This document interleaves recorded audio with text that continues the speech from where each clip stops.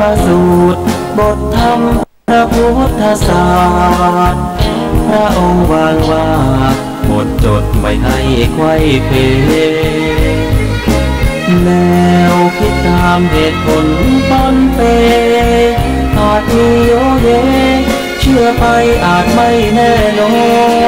นว่าตรงทฤษฎีของตนอะระหังสัมมาสัมพุทโธภะคะวาพุทธังภะคะวันตังอะภิวาเทมิสวากขาโตภะคะวะตาธัมโมธัมมังนัมมัสสามิ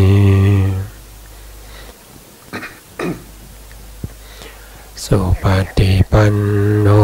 ภะคะวะโตสาวกสังโฆสังฆังนะมามินะโมตัสสะภะคะวะโตอะระหะโตสัมมาสัมพุทธัสสะ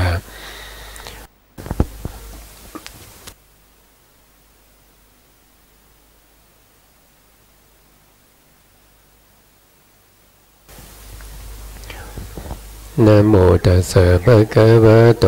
อะระหะโตสัมมาสัมพุทธัสสะนะโมตัสสะภะคะวะโตอะระหะโตสัมมาสัมพุทธัสสะนะโมตัสสะภะคะวะโตอะระหะโตสัมมาสัมพุทธัสสะสัม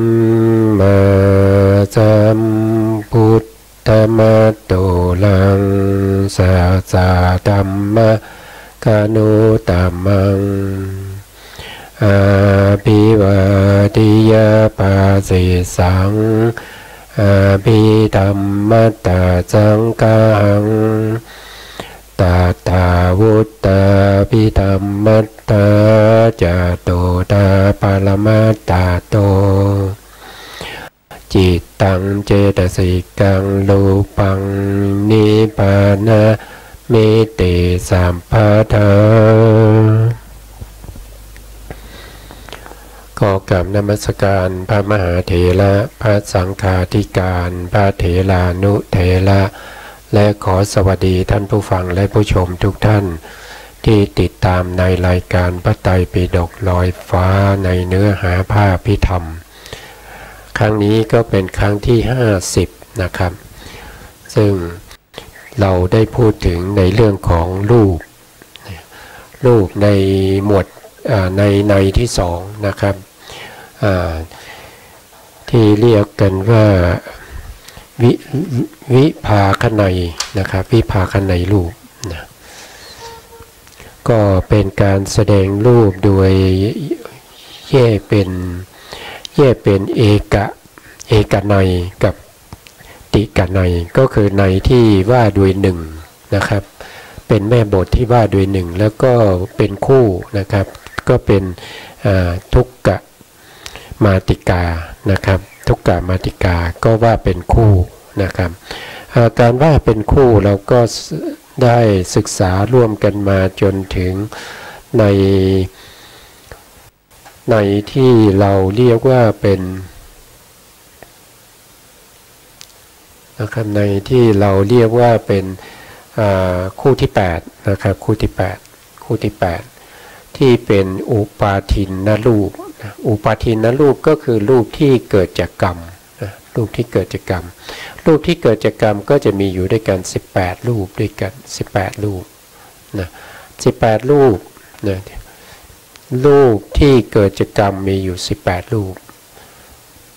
นะครับเราก็มาดูว่า18รูปคือรูปอะไรนะครับตรงนี้ก็คือรูปทั้งหมด28รูป28รูปที่เกิดจากกรรมนั้นมีอยู่18ก็จะมีที่เกิดจากกรรมโดยตรงเลยก็จะมีอยู่9รูปด้วยกันก็จะมีปัสสาทรูป5ตรงนี้นะครับปัสสาทรูป5แล้วก็มีภาวะรูป2หาทยะรูป1ชีวิตตรูป1นะครับรวมกันแล้วก็จะเป็น9รูปด้วยกันอันนี้เกิดจากกรรมโดยตรงเกิดจากกรรมโดยตรงนะครับกรรมมาจากไหนกรรมที่เป็นอดีตอดีตที่เราเคยทำไว้แล้วในภพก่อนๆเขาก็ส่งผลให้เรา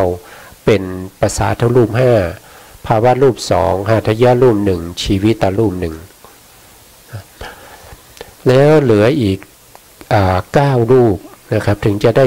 9รูปนั้นก็คือได้แก่มหาพุทธรูป4มหาพุทธรูป4แถวแรกเลยมหาพุทธรูป4นะครับแล้วก็มีรูปารมณ์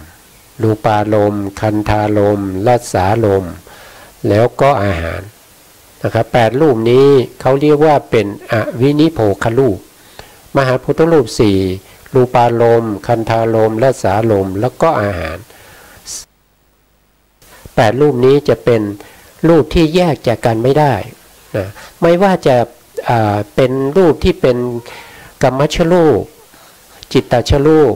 อาหารชรูปอุตุชรูปจะต้องมี8รูปนี้อยู่เสมอ8รูปนี้เรียกว่าเป็นอวินิโภครูป8แยกจากกันไม่ได้ไม่มีใครที่จะสามารถแยกเขาออกจากกันได้นะ8รูปนี้เป็นอวินิโภครูป8รูปนี้เกิดจากสมุฏฐานทั้ง4เกิดจากกรรมก็มีเกิดจากจิตก็มีเกิดจากอุตุก็มีเกิดจากอาหารก็มีแต่เราตอนนี้เราพูดถึงกรรมชรูป18เพราะฉะนั้นเราก็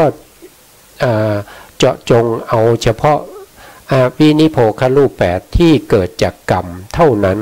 นะเอาเฉพาะตรงที่เกิดจากกรรมเท่านั้นนะแล้วก็8รูปเป็นอวินิโภครูป8นะเกิดจากกรรมเอาเฉพาะตรงที่เกิดจากกรรมแล้วก็มีปฏิเฉทรูปอีกหนึ่งปฏิเฉทรูปนี้เป็นรูปขั้นระหว่างกลาบปฏิเฉทรูปก็เกิดจากสมุฏฐานทั้ง4เหมือนกันแต่เราเจาะจงเอาเฉพาะที่เกิดจากกรรมนะรวมกับวินิโภครูป8ก็เป็น9ไปรวมกับรูปที่เกิดจากกรรมโดยตรงก็จะเป็น18นะครับก็จะได้รูปมาเท่ากับ18รูปนะก็จะตรงจากตรงนี้นะกรรมชรูปมี18นะ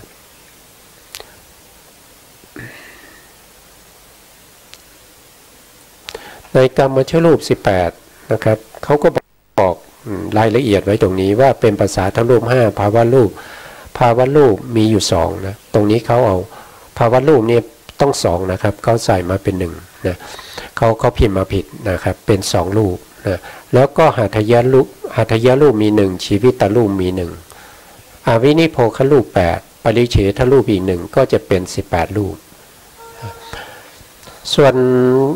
รูปที่ไม่ได้เกิดจากกรรมเนี่ยเราจะเรียกว่าอนุปาทินรูปอนุปาทินรูปคู่กับอะไรคู่กับอุปาทินรูปก็คือรูปที่ไม่ได้เกิดจากกรรมคู่กับรูปที่เกิดจากกรรมรูปที่เกิดจากกรรมก็จะมีอยู่18รูปที่ไม่ได้เกิดจากกรรมก็จะมีอยู่3สมุฏฐานด้วยกัน3สมุฏฐานนั้นก็คือ1ก็คือรูปที่เกิดจากจิตเรียกว่าจิตตชรูปมีอยู่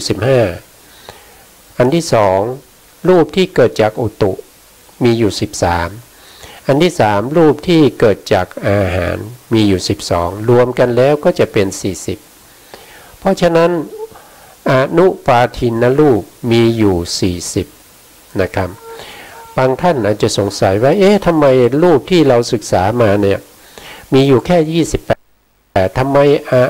นุปาทินรูปถึงมีถึง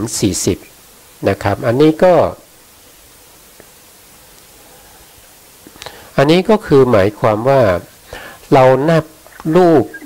คือนับแล้วนับอีกนะครับหมายความว่าอย่างไรหมายความว่า รูปบางรูปเนี่ยเกิดจากสมุฏฐานทั้ง4ใช่ไหมครับเกิดจากสมุฏฐานทั้ง4เดี๋ยวผมเอารูปไปให้ดูนะครับดูตรงนี้นะดูตรงนี้นะครับดูเฉพาะรูปนะครับดูเฉพาะรูป28รูปมี28ทำไมบอกว่าอานุปาทินรูปมีถึง40มันจะไม่มากเกินไปหรือนะครับก็บอกว่านะครับปัญหานี้ก็คือเขาจะนับแล้วนับอีกนะครับอย่างเช่นมหาพุทธรูป4เนี่ยเกิดจากสมุฏฐานทั้ง4เกิดจากสมุฏฐานทั้ง4นั่นแสดงว่าเขาเกิดจากจิตก็ได้เกิดจากอุตุก็ได้เกิดจากอาหารก็ได้เกิดจากกรรมก็ได้แต่ในที่นี้เราไม่เอากรรมละเพราะกรรมนี่เป็นอุปาทินรูปอุปาทินรูปก็คือรูปที่เกิดจากกรรมเพราะฉะนั้นเราไม่ได้มุ่งหมายเอาตรงที่เป็นกรรมนะครับเรามุ่งหมายเอาตรงที่เป็นรูปที่เกิดจากจิตเกิดจากอุตุแล้วก็เกิดจากอาหารนะถ้าเราดูมหาพุทธรูปมีอยู่4รูปแต่มีอยู่4รูปเนี่ย4รูปเนี่ยมันเกิดจากจิตก็ได้นะครับถ้าเกิดจากจิตเราก็จะนับตรงที่เกิดจากจิตมุ่งหมายเอาตรงที่เกิดจากจิตเพราะฉะนั้นในมหาพุทธรูป4เนี่ยรูปที่เกิดจากจิตเนี่ยก็จะมี4รูปแล้วนะมี4รูปแล้วก็รูปที่เกิดจากอุตุก็จะมีอยู่4รูปแล้วในมหาพุทธรูป4นะครับอุตุก็จะมี4แล้วก็เกิดจากอาหารก็มี4นะครับเพราะฉะนั้นในมหาพุทธรูป4รูปนี้ก็จะมีรูปที่เป็นจิตตชรูป4รูปอุตุชรูป4รูปอาหารชรูป4รูปนะครับก็จะมี4รูป3ก็จะเป็น12ได้12รูปแล้วนะครับได้12รูปแล้วโดยรูปที่เราพูดถึงก็คือเป็นรูปที่เป็นอนุปาทินรูปก็คือรูปที่ไม่ได้เกิดจากกรรมไม่ได้เกิดจากกรรมก็คือเกิดจากจิตเกิดจากอุตุเกิดจากอาหารนะครับต่อไปถ้าเป็นภาษาทรูป5เนี่ยเรานับไม่ได้เพราะภาษาทรูป5เขาเกิดจากกรรมโดยตรงไม่มีเกิดจากจิตไม่มีเกิดจากอุตุไม่มีเกิดจากอาหารเพราะฉะนั้นก็ผ่านไปนะพอมาแถวที่3รูปแรกเราก็จ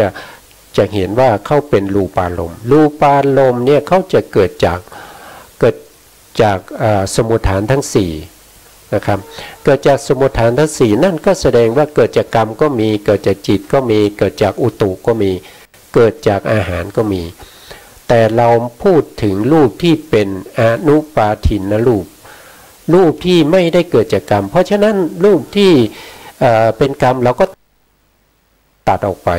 นะเพราะฉะนั้นรูปารมณ์เนี่ยก็จะมีรูปที่เกิดจากจิต1เกิดจากอุตุ1เกิดจากอาหาร1ก็ได้มาอีก3แล้ว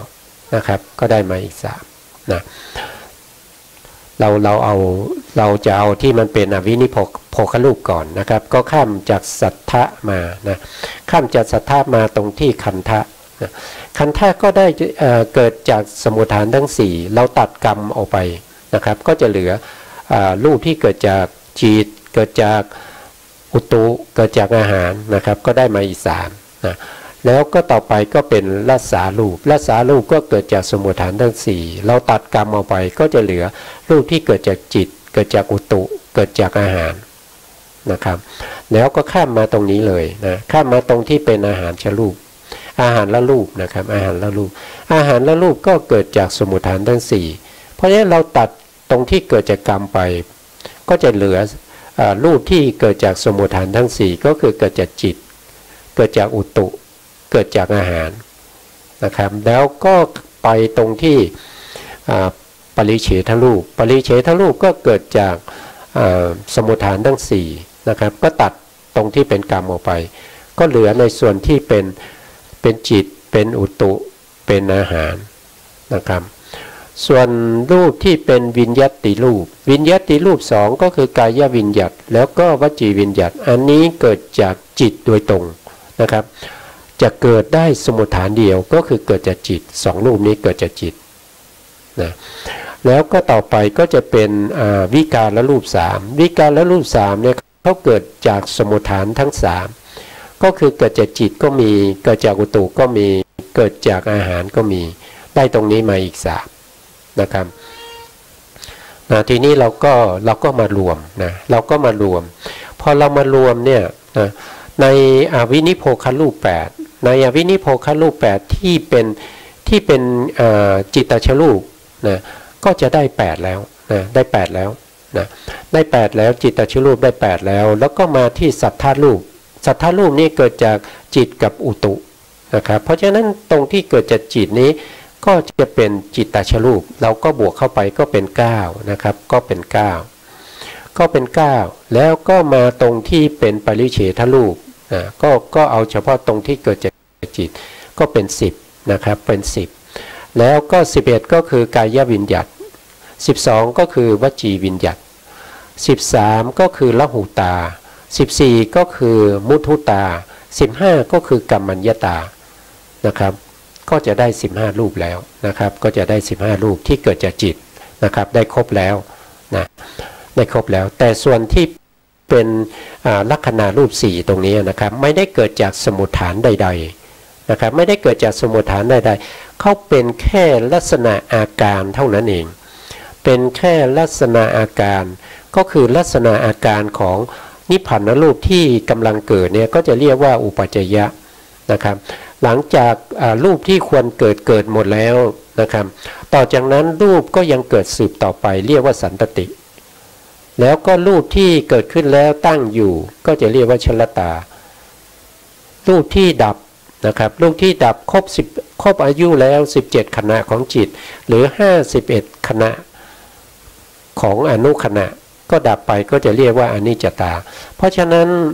ลักษณะรูป4เนี่ยเป็นแค่อาการไม่ใช่เป็นตัวรูปนะไม่ใช่เป็นตัวจะว่าไม่ใช่เป็นตัวรูปก็ไม่ถูกนะครับเขาเป็นอาการของรูปเป็นลักษณะอาการของรูปนะครับเพราะฉะนั้นเราก็จะไม่นับนะเราก็จะไม่นับ4รูปนี้เราไม่นับลักษณะรูป4ไม่นับนะครับเราได้จิตตชรูปมาแล้ว15นะต่อไปอุตุชรูปมีอยู่13นะอุตุชรูปมีอยู่13ดูตรงนี้ก็ได้นะครับตรงนี้นะก็จะมีอยู่13นะครับ13ก็มีอะไรบ้างนะมีอะไรบ้างเราก็เอาอวินิโพครูป8มาก่อนเลยเพราะอวินิโพครูป8เนี่ยแยกจากกันไม่ได้แล้วก็อวินิโพครูป8เนี่ยเกิดจาก4สมุฏฐานถ้าเราเอาอุตุชรูปเราก็มุ่งหมายเอาเฉพาะตรงที่เกิดจากอุตุชรูปนะเพราะฉะนั้นอวินิโพครูป8ที่เกิดจากอุตุชรูปก็จะมีรูปอยู่8รูปนะพอมี8รูปแล้วต่อไปก็จะเป็นรูปที่เป็นเสียงที่เราเรียกว่าเป็นสัทธะเกิดจากสมุฏฐาน2ก็คือเกิดจากจิตกับเกิดจากอุตุแต่เราเอาเฉพาะตรงที่เกิดจากอุตุนะครับเมื่อกี้ได้8บวกกับสัทธะอีก1ก็เป็น9นะครับก็เป็น9แล้วก็มาดูที่ปริเฉทรูปปริเฉทรูปก็มีอุตุชรูปนะอุตุชรูปตรงนี้อีก1ก็เป็นเท่าไหร่เป็น10นะครับเป็น10นะเป็น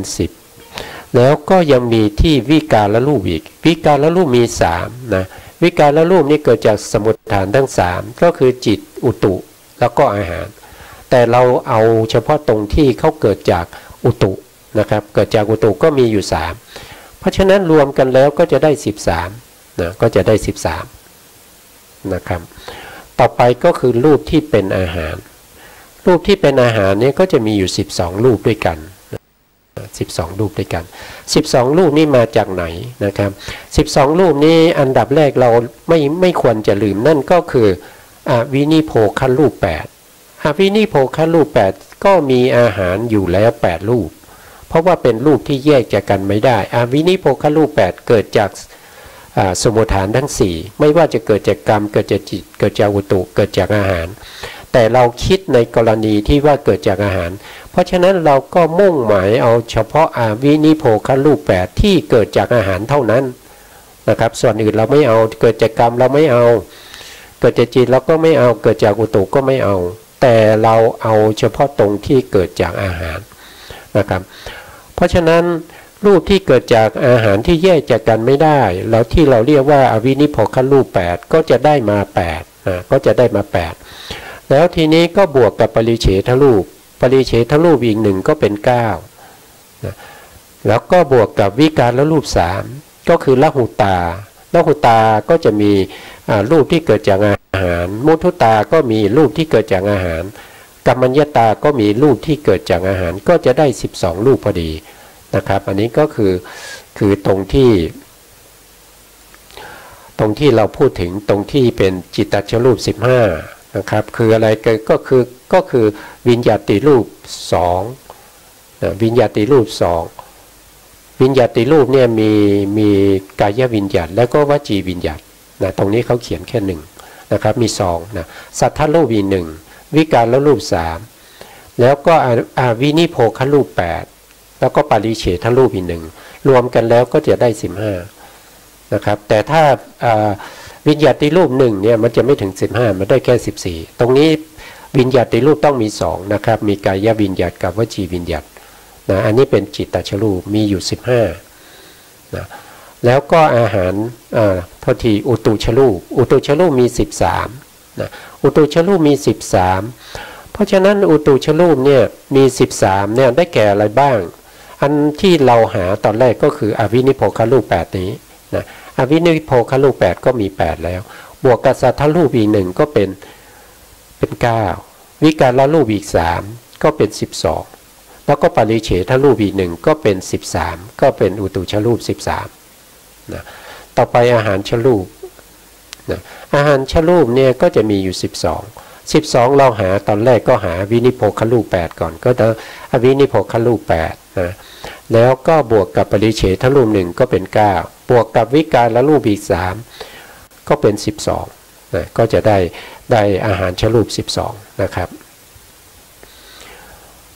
อุปาทินรูปคือรูปที่เกิดจากอกุศลกรรมและกุศลกรรมดังนั้นอกุศลกรรม12นะแล้วก็เจตนาที่อยู่ในอกุศลจิต12โลกิยกุศลจิต13ก็คือเจตนาที่อยู่ในมหากุศลจิต8รูปาวจระกุศลจิต5นะครับทีนี้เราก็มาดูรูปนะครับดูรูปมาพูดถึงเรื่องของกรรมนะเรื่องของกรรมที่ทำให้รูปเกิดนะอยู่ตรงไหนนะอยู่ตรงนี้นะครับอยู่ตรงนี้จิตนะครับตรงนี้นะตรงนี้ก็คืออกุศลจิตเนี่ยมีอยู่12ดวงด้วยกัน12ดวงแล้วอกุศลจิต12เนี่ยที่จะนำไปเกิดที่ตรงที่ปฏิสนธิการเขาจะให้ผลตรงที่ปฏิสนธิการให้ผลมาเป็นรูปเนี่ยก็จะมีอยู่แค่11คือเว้นอะไรก็คือเว้นดวงนี้ไปนะดวงนี้คืออุทจจะสัมปยุตนะอยู่ในโมหะมูลจิตนะเป็นอุทจจะสัมปยุตเนี่ยเป็นจิตที่ฟุ้งซ่านเพราะฉะนั้นจิตที่ฟุ้งซ่านเนี่ยเขามีกำลังน้อยนะครับเขามีกำลังน้อยเขารับอารมณ์ได้ไม่มั่นคงเพราะว่าเขาจะฟุ้งไปอารมณ์นั้นหน่อยอารมณ์นี้หน่อยนะฟุ้งไปอยู่ทั้งวันนะครับเพราะฉะนั้นเขามีกำลังน้อยพอมีกำลังน้อยเนี่ยไม่สามารถที่จะให้ผลในปฏิสนธิการได้ก็ตัดออกไปนะครับแต่เขาให้ผลในประวัติการเขาให้ผลในประวัติการไม่ทราบว่าท่านผู้ฟังและผู้ชมเข้าใจคำว่าประวัติการหรือเปล่านะครับก็ไม่เป็นไรเดี๋ยวผมขยายความให้นะครับคำว่าประวัติการก็คือหลังจากที่ปฏิสนธิจิตเกิดขึ้นนะครับเกิดขึ้นตรงที่ถีติขณะของปฏิสนธิจิตตรงที่ถีติขณะของปฏิสนธิจิตเนี่ยนะไปจนถึงถีติขณะของจุติจิตก็คือหมายถึงว่าในภพหนึ่งตั้งแต่เราเกิดขึ้นมาเป็นครั้งแรกตรงนั้นเราจะเรียกว่าเป็นปฏิสนธิใช่ไหมครับและปฏิสนธิมันแค่ตรงที่อุปาทขณะนะครับพอถีติขณะเกิดขึ้นเนี่ยเราก็จะเรียกว่าเป็นประวัติการแล้ว ตรงที่อุปาทขณะนั้นเป็นปฏิสนธิการแต่ถีติขณะนี้เราจะเรียกว่าเป็นปวัติการและปวัติการนี้จะยาวนะครับจะยาวเป็นภพชาติเลยนะครับตั้งแต่เราเกิดตั้งแต่ถีติขณะของปฏิสนธิจิตไปจนถีติขณะของจุติจิตจุติจิตก็คือจิตที่ตายนะครับคือจะเคลื่อนไปในภพใหม่แล้วนะครับเป็นจุติจิตเนี่ยคือเป็นจิตดวงสุดท้ายของภพนี้นะดวงสุดท้ายของภพนี้แล้วก็จะดับไปนะถ้าเป็นปวัติการนี่ก็คือถีติขณะของปฏิสนธิจิตไปจนถึงถีติขณะของจุติจิตอันนั้นเราจะเรียกว่าปวัติการเพราะฉะนั้นอุทธัจจะสัมปยุตเนี่ยจะให้ผลในปวัติการก็คือให้ผลตั้งแต่ถีติขณะของปฏิสนธิจิตไปจนถึงถีติขณะของจุติจิตแต่ไม่ใช่ให้ผลตลอดนะครับคำว่ากรรมเนี่ยเขาจะให้ผลเฉพาะในโอกาสที่เขามีโอกาสให้ผลนะมีโอกาสให้ผลแต่กรรมนั้นที่เราทำนั้นเขาจะไม่ทิ้งเรานะเขาจะไม่ทิ้งเราถ้าเขายังไม่มีโอกาสให้ผลเนี่ยเขาจะติดตามเราไปเรื่อยๆนะเขาจะติดตามเราไปไม่ว่าเราจะไปเกิดเป็นเทวดาเขาก็จะตามไปนะครับเขาก็จะตามไปแต่ว่าถ้าเขาไม่มีโอกาสเขาก็จะให้ผลไม่ได้แต่ถ้าเขามีโอกาสให้ผลเขาก็จะให้ผลในขณะที่คุณเป็นเทวดานะแล้วก็ติดตามไปอีกถ้าเราไปเกิดเป็นพรหมนะครับกรรมนั้นก็จะตามไปอีกนะ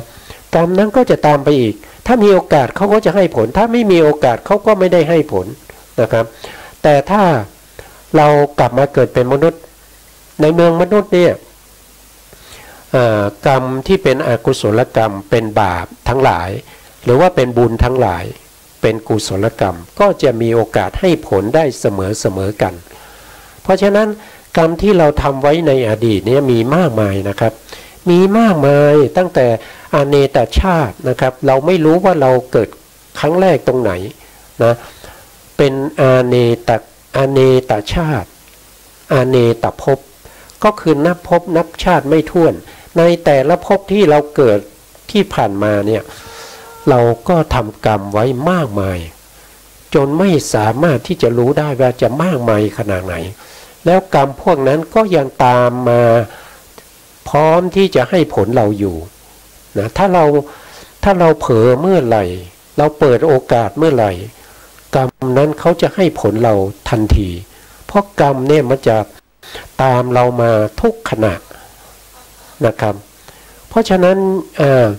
ถ้ามีบุคคลพูดถึงบุคคลในพระสูตรนะในพระสูตรในบางบุคคลเนี่ยเขาเป็นมิจฉาทิฏฐิเขาก็คิดว่านะครับเขาจะชดใช้กรรมให้หมดโดยการทรมานร่างกายบางท่านก็ไปทำตัวให้เหมือนกับสุนัขนะครับบางท่านก็ไปทำตัวให้เหมือนกับโคนะครับเขาบอกว่าการที่ทำแบบนี้เป็นการชดใช้กรรมเก่าที่เขาได้ทำไว้ในอดีตซึ่งพระสัมมาสัมพุทธเจ้าก็ถามว่านะถ้าคุณคิดอย่างนี้คุณรู้หรือเปล่าว่ากรรมในอดีตที่คุณทำนะมีอยู่เท่าไหร่แล้วจะชดใช้หมดเมื่อไหร่นะครับเขาตอบไม่ได้เขาไม่รู้ว่าในอดีตชาตินี้เขาทำกรรมอะไรมาบ้างนะแล้วกรรมมีเท่าไหร่ก็ยังไม่รู้แล้วจะชดใช้ให้หมดได้เมื่อไหร่ก็ไม่รู้นะครับแต่เขาก็ไม่ยอมเขาก็บอกว่าเขาจะประพฤติปฏิบัติอย่างนี้แหละนะจะทำประพฤติปฏิบัติอย่างเช่นสุนัขนะแล้วก็ประพฤติปฏิบัติอย่างเช่นโคนะครับแล้วเขาก็ถามว่าถ้ากรรมเขาหมดเขาจะไปเกิดที่ไหนถามพระพุทธองค์พระพุทธองค์ก็บอกว่าการที่ปฏิบัติเยี่ยงสุนัขสุดท้ายก็ไปเกิดเป็นสุนัขปฏิบัติเยี่ยงโคสุดท้ายก็ไปเกิดเป็นโคนะครับก็ต่อไปอย่างนี้นะเขาก็ไม่รู้ว่าเขาจะเปลี่ยน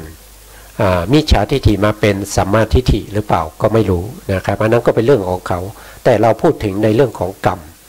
กรรมที่ตามเรามาเนี่ยมีโอกาสเมื่อไหร่เขาจะให้ผลทันทีไม่ว่าจะเป็นอกุศลกรรมหรือเป็นบาปนะกรรมที่เป็นบาปหรือว่ากุศลกรรมกรรมที่เป็นบุญนะครับเขาพร้อมที่จะให้ผลเราตลอดเวลานะครับเมื่อกี้ผมพูดถึงว่าการให้ผลในปฏิสนธิการและก็ปวัติการบางท่านอาจจะเข้าใจว่าจิตอกุศลจิต12เนี่ยมีอุทธัจจะนะอุทธัจจะที่เป็นความฟุ้งซ่านเนี่ยจะให้ผลในปวัติการนอกนั้น12ดวงนั้นก็จะให้ผลในปฏิสนธิการเท่านั้นใช่ไหมก็ตอบว่าไม่ใช่นะครับอกุศลจิต12ลบอุทธัจจะออกไปก็จะเหลือ11ดวงนี้เขาจะให้ผลทั้งปฏิสนธิการและก็ปวัติการด้วยนะครับ12ดวงเนี่ยเขาให้ผลทั้งปฏิสนธิการและก็ปวัติการด้วยนะให้ผลได้มากกว่าอุทธัจจะดวงนี้อุทธัจจะดวงนี้ให้ผลเฉพาะปวัติการจะ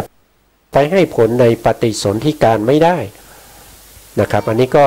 ฟังไปก่อนนะครับเพราะว่าจะมีคำอธิบายอยู่ในหลักสูตรที่เรากำลังเรียนอยู่นะครับต้องฟังตรงนี้ให้เข้าใจก่อนนะครับเดี๋ยวเราไปจำแนกแจกแจงในเรื่องของเจตนาก็คือกรรมตัวเนี้ยนะครับก็จะได้เข้าใจมากขึ้นแต่ถ้าเราไม่เข้าใจในเรื่องของที่ผมกำลังพูดอยู่นี้นะครับท่านก็จะไปเข้าใจในเรื่องของเจตนาที่เขาอธิบายในหนังสือจะยากนะครับจะยากที่จะเข้าใจนะครับต้องเข้าใจตรงนี้ก่อนนะครับกรรมเนี่ยถ้าพูดไปเนี่ยนะครับกรรมที่จะให้ผลมาเป็นรูปเนี่ยก็จะมี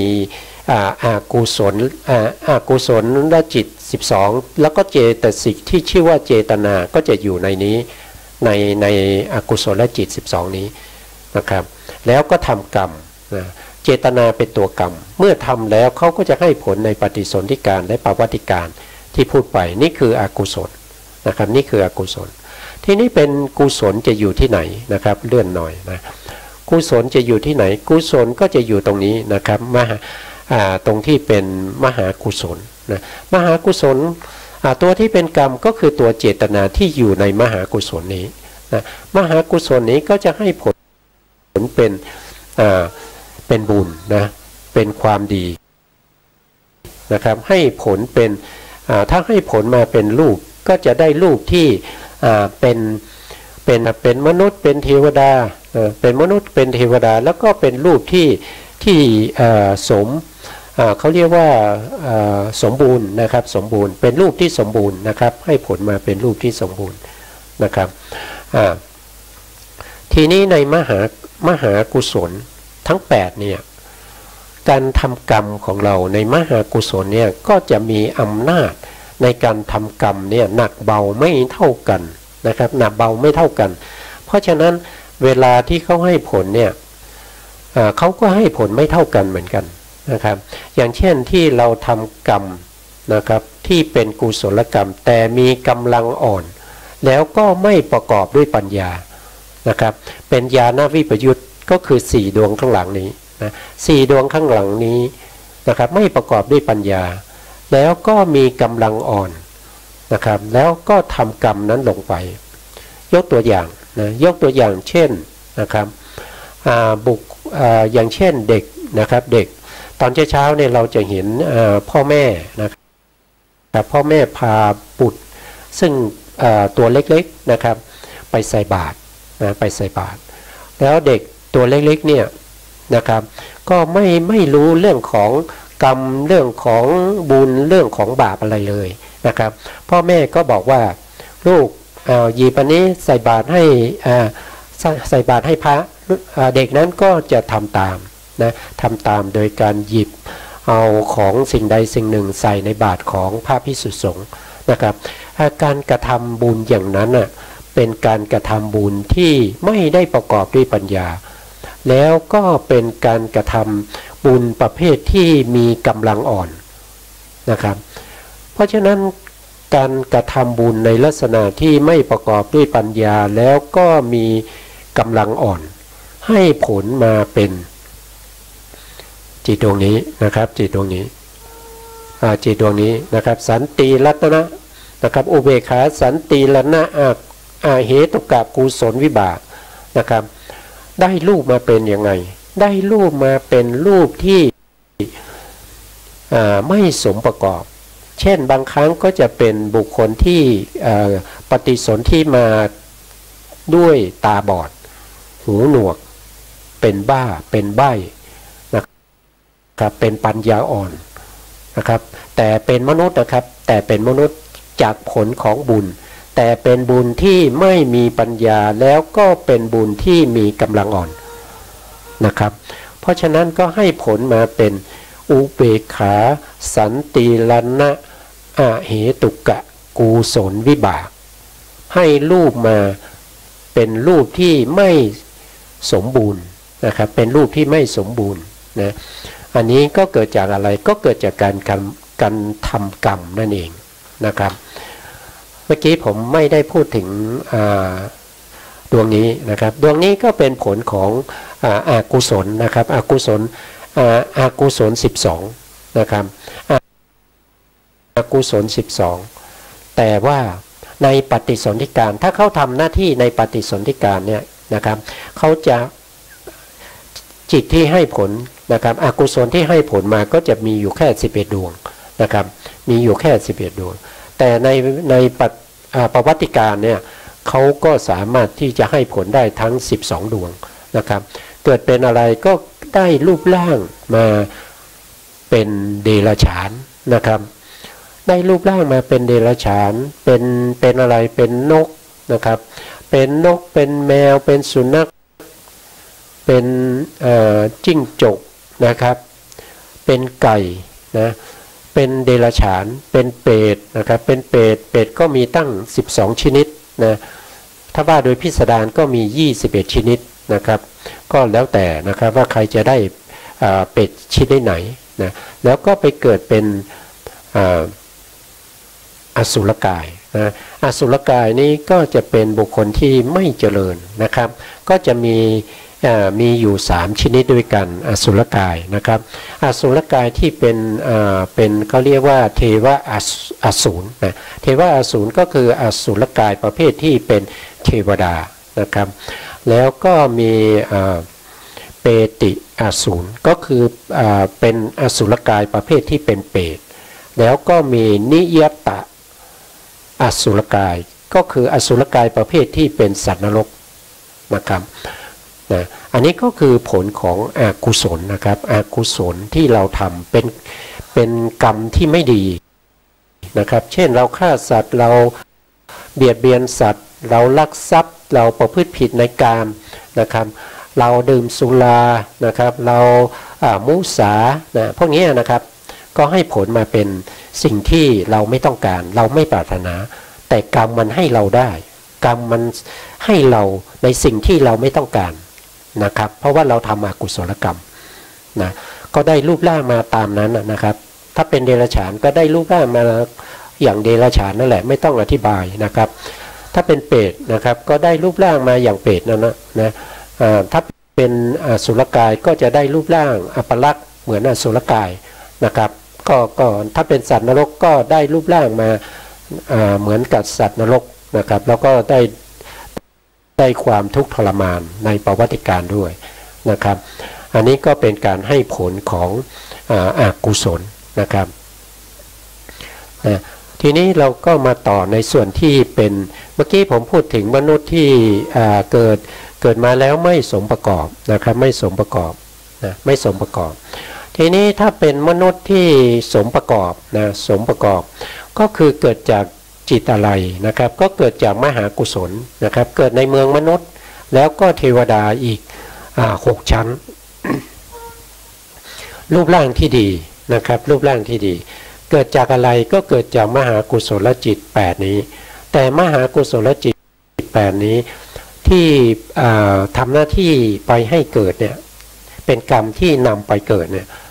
นะครับไปเกิดเป็นบุคคลที่ประกอบด้วยเหตุ2นะครับประกอบด้วยเหตุ2ก็คือประกอบด้วยโลภะและโทสะนะครับ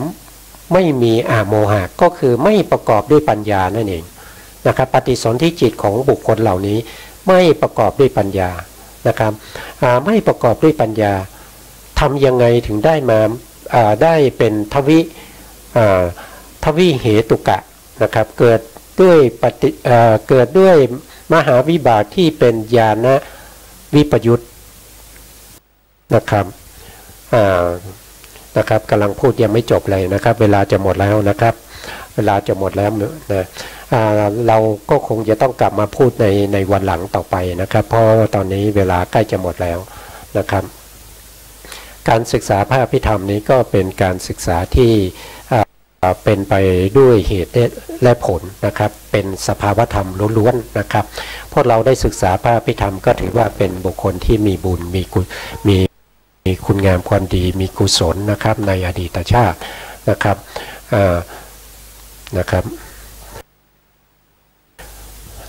เวลาหมดนะครับสุดท้ายนี้นะครับก็ขอบพระคุณพระครูสมุทรวิสุวัตรวรสถานขึ้นเพื่อศาสนาและวัฒนธรรม FM 104.5 เมกะเฮิรตซ์วัดฝายหินตำบลสุเทพอำเภอเมืองจังหวัดเชียงใหม่นะครับแล้วก็ขอบคุณท่านผู้ฟังและผู้ใช้การในเนื้อหาของพระอภิธรรมนะครับขอให้ทุกท่านจงมีแต่ความสุขความเจริญนะค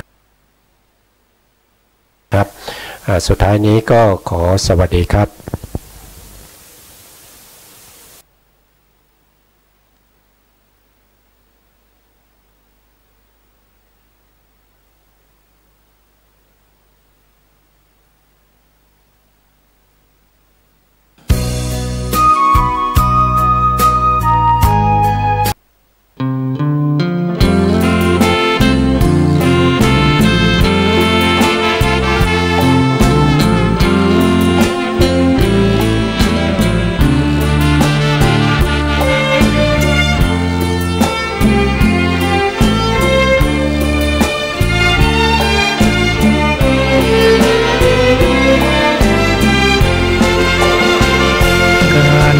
เป็นทุกข์เหตุทำให้เกิดทุกข์ช่องทางดับทุกข์นั้นคืออุเบกขาอริยสัจสี่รวมความได้เห็นปัญญาส่องฉายบัญชาในภาวะจิตในโลกิยธรรมดำเนินเลียบพระนครโดยขบวนพยุหญาตราทางสถลมากคืบหน้ากว่า80%กรมชลประทานขอความร่วมมือ22จังหวัดลุ่มน้ำเจ้าพระยางดปลูกข้าวนาปรังต่อเนื่องลดความเสี่ยงขาดแคลนน้ำในอนาคตนายกรัฐมนตรีนิวซีแลนด์ให้คำมั่นผู้ก่อเหตุสังหารหมู่ที่มัสยิดในเมืองไครสต์เชิร์ชต้องถูกลงโทษตามกฎหมายขั้นเด็ดขาดต่อไปเป็นรายละเอียดของข่าวเนื่องในพระราชพิธีบรมราชาภิเษกสถานีวิทยุกระจายเสียงแห่งประเทศไทยขอเสนอสารคดีเฉลิมพระเกียรติชุดบรมราชาภิเษกปรมราชาธิราชวันนี้เสนอเรื่องสระน้ำศักดิ์สิทธิ์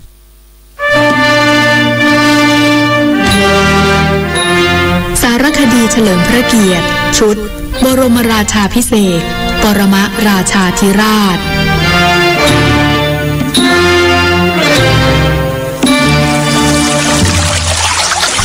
น้ำศักดิ์สิทธิ์จากสระสีสระของจังหวัดสุพรรณบุรีคือแหล่งน้ำสำคัญอีกหนึ่งแหล่งที่จะมีพิธีพลีกรรมตักน้ำเพื่อนำไปใช้ในการสงฆ์มุรธาภิเษกเจือรวมกับน้ำศักดิ์สิทธิ์ของแม่น้ำ5สายสำคัญของไทยในพระราชพิธีบรมราชาภิเษกพุทธศักราช 2562 ซึ่งสระศักดิ์สิทธิ์ทั้ง4แหล่งนี้ตั้งอยู่ที่บ้านท่าเสด็จตำบลสาแก้วอำเภอเมืองห่างจากตัวเมืองสุพรรณบุรีมาทางทิศตะวันตกเฉียงเหนือประมาณ18กิโลเมตรอยู่ใกล้กับลำน้ำท่าว้าซึ่งเป็นลำน้ำสายเก่าของแม่น้ำสุพรรณบุรีทั้ง4สระเป็นสระน้ำโบราณทรงสี่เหลี่ยมผืนผ้าชื่อว่าสระแก้วสระคาสระยมนาและสระเกตโดยสระแก้วอยู่ด้านเหนือสุดถัดมาคือสระคาสระยมนาอยู่ทางทิศตะวันตกของสระคาและด้านล่างทิศใต้คือสระเกตซึ่งมีขนาดใหญ่ที่สุด ทั้ง4สระเป็นแหล่งน้ำศักดิ์สิทธิ์ที่ใช้เป็นน้ำสงฆ์มุรธาภิเษกของพระมหากษัตริย์ในพระราชพิธีบรมราชาภิเษกมาตั้งแต่สมัยอยุธยาสืบต่อกันมาจนถึงสมัยรัตนโกสินทร์มีเอกสารจดหมายเหตุระบุไว้